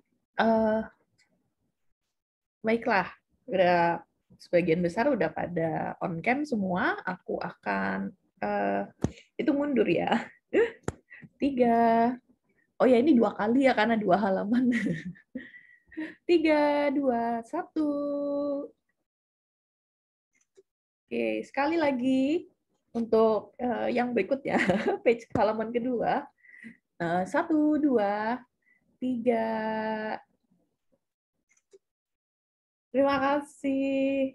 Baiklah, aku ucapkan terima kasih juga kepada rekan-rekan di sini yang sudah mendukung kegiatan hari ini. Terima kasih banyak atas kebersamaannya dan kita tunggu partisipasinya dalam kampanye masak setiap bagian. Thank you Malu for being here with us today. Terima kasih Pak Sugi, Mbak Prina dan Mbak Resi. Dan untuk kita semua. Selamat sore. Mohon dukungannya. Thank you. Jangan sungkan untuk menghubungi saya. Terima kasih. Terima kasih Mbak Resi. Terima kasih teman-teman.